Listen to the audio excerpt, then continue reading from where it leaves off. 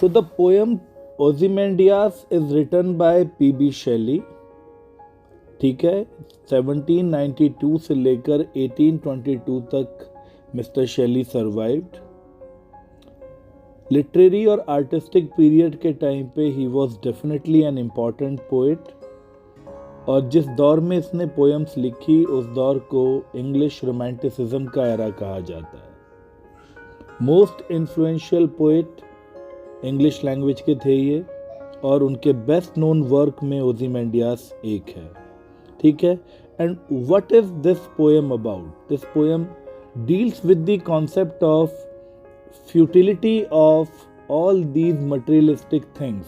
ये जो प्राइड, ये जो वैनिटी, ये जो घमंड, ये जो हम अपने अंदर लेकर घूमते रहते हैं, ये जो मैं होती है कि I am this, I am that, मैं ये हूँ, मैं वो हूँ, ये सारी चीज़ें बीतते वक्त के साथ all these things basically they get destroyed. इनका कोई वैल्यू नहीं है. एक वक्त ऐसा आता है कि सब बर्बाद, सब खत्म हो जाती हैं. तो ऐसे में इंसान को मॉडेस्ट रहना चाहिए, ग्राउंडेड रहना चाहिए, ज़मीन पर रहना चाहिए, because at the end of the day आपको दोबारा ज़मीन पर ही मिलना है. एक दिन ऐसा आएगा जब हम इस ज़मीन में ही मिल जाएंगे.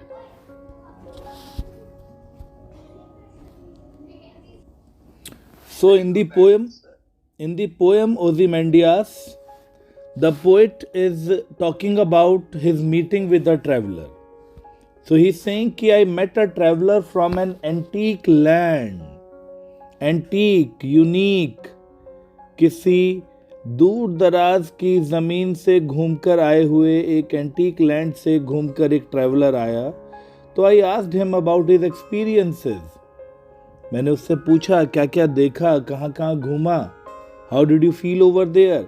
ही सेड कि मैंने दुनिया जहान की चीज़ें देखी, लेकिन उन सब में जो सबसे सरप्राइजिंग चीज़ मैंने देखी वो ये कि टू वास्ट, दो बहुत बड़े, ह्यूज, कोलोसल, बड़े, trunkless legs of stone. Means जैसे एक स्टैचू हो तो उसकी पूरी बॉडी टूट गई हो, सिर्फ दो टांगे बाकी रह गई हो खड़ी. टांग के ऊपर जो बॉडी पार्ट होता है that is called trunk. Trunk के ऊपर हमारा सर होता है, तो पहले head, then trunk and then legs. So दो पैर खड़े हैं, बहुत बड़े पैर खड़े हैं. Trunkless legs of stone stand in the desert. Desert के बीच में दो पैर ऊंचे खड़े हुए दिखाई दे रहे थे.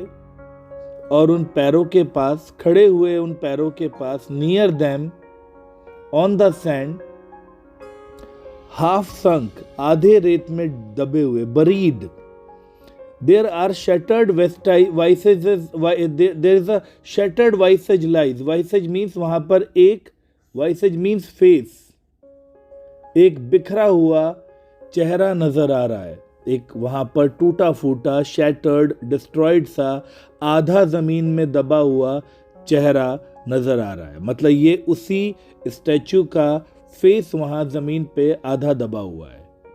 और चेहरे पर जो फ्राउन है, frown means anger, it can easily be seen कि वो एंगर आज भी, बनाने वाले ने जो एक्सप्रेशन चेहरे पे डाले थे, जिस राजा ने अपना ये स्टैचू बनवाया होगा उसने बड़े एंगर वाले एक्सप्रेशन के साथ अपनी मूर्ति बनवाई थी. उसके गुस्से की वजह से उसके लिप्स जो है वो रिंकल्ड हैं, टेढ़े हो गए हैं. एंड चेहरे पर एक स्नीयर, एक वो जो सरकास्टिक स्माइल होती है वो नज़र आ रही है. और एक चेहरे पर कोल्ड कमांडिंग एटीट्यूड साफ नज़र आ रहा है.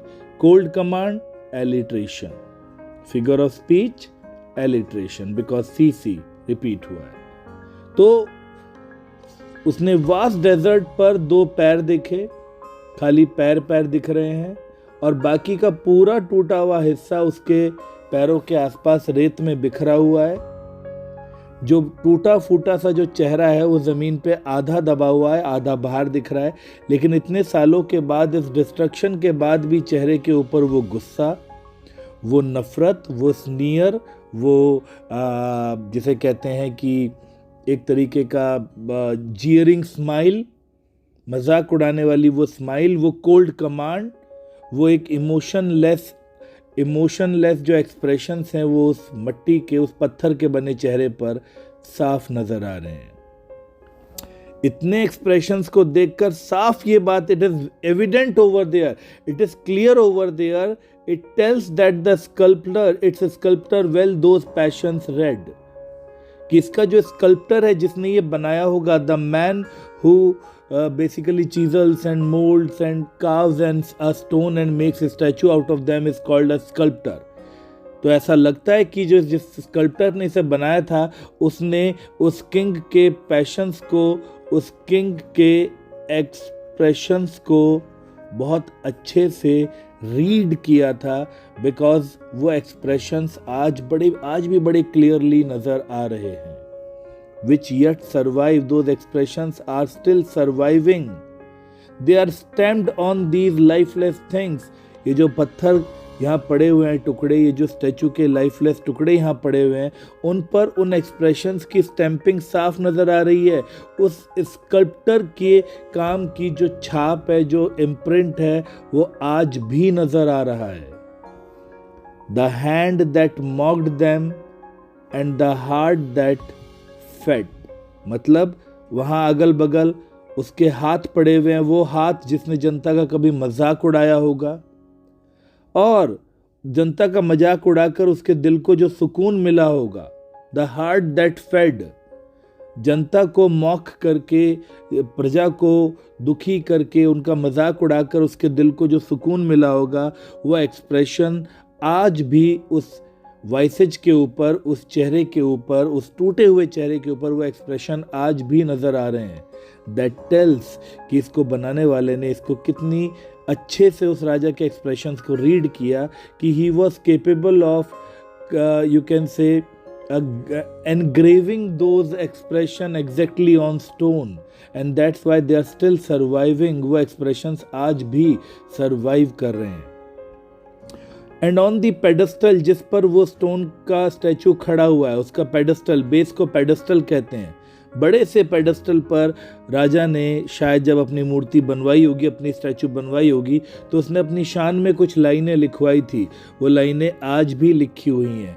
लाइनें हैं, माई नेम इज ओzymandias, राजा ने अपने बारे में बताया होगा, my name is Ozymandias, I am king of kings. That tells about his pride, how much, मतलब full of pride that man was, full of vanity that man was, full of arrogance that man was, that king was. He's saying I am the king of kings. Look on my works, मेरे काम को देखो, देखो मेरे statue को, मैंने कितना बड़ा स्टैचू बनाया है. ये mighty, such a colossal, such a big statue I have got prepared for myself. देखो मेरे बनाए हुए मेरे कामों को, देखो मेरे बनाए हुए स्टैचू को, देखो मेरे इस बड़े से स्टैचू को, और डिस्पेयर फील करो, सैड फील करो, जलो तुम, परेशान हो ये देखकर कि मैंने अपना कितना बड़ा स्टैचू बनाया है. All these lines basically show the pride and that haughty approach. घमंड से भरा हुआ अप्रोच जो है वो नज़र आ रहा है उस किंग का. बड़े ही घमंड से उसने ये बनवाया तो था, बट शायद बनाते टाइम वो ये बात भूल गया था कि इस दुनिया में कुछ भी परमानेंट नहीं है. Nothing is permanent in this world because nothing beside remains. कुछ नहीं बचा, कुछ भी नहीं बचा. वो पूरा स्टैचू टूट गया बीतते वक्त के साथ. Round the decay of that colossal wreck, लो कोलोसल वर्ड आ गया, उस बड़े से कोलोसल स्टैचू के जो रैकेज, जो टुकड़े इधर उधर बिखरे पड़े हैं, वो सब उस रेत में बिखरे पड़े हैं अगल बगल उन दो पैरों के. सिर्फ पैर खड़े हुए हैं, पूरी बॉडी टूट गई है. Boundless and bare, B alliteration, boundless and bare, दूर दूर तक फैली हुई लिमिटलेस बाउंडलेस रेत के ऊपर वो लोनली, अकेले दो पैर खड़े हुए हैं, और रेत में बाकी सारी बॉडी पार्ट्स के टुकड़े पड़े हुए हैं. एंड रेत जो है, सैंड जो है, रेत जो है, वो क्या करती है, उसने हर चीज़ को लेवल कर दिया है, मतलब इक्वलाइज कर दिया है. कहने का मतलब ये है कि at the end of the day, चाहे राजा हो या रंक, in the sense either it's a king और a beggar, everybody will have to die and get mixed up in this soil only. मरकर सबने इसी सैंड में मिल जाना है. So sand is called a leveler over here. ठीक है, सैंड कह सकते हो या डेथ भी कह सकते हो। ये दोनों चीज़ें जो हैं ये लेवलर हैं, ये सबको एक लेवल पर लाकर रख देती हैं।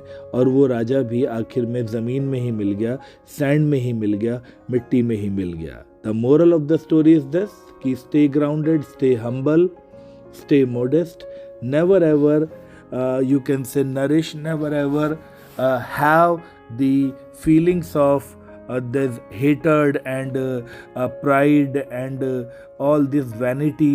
All these things are futile, सब वेस्टेज हैं, हमें इन्हें कभी अपने अंदर जगह नहीं देनी चाहिए, because at the end of the day everybody will have to go to the sand, everybody will have to die one day and nothing will remain over there. So this is the poem Ozymandias, written by Percy Bysshe Shelley, also known as P.B.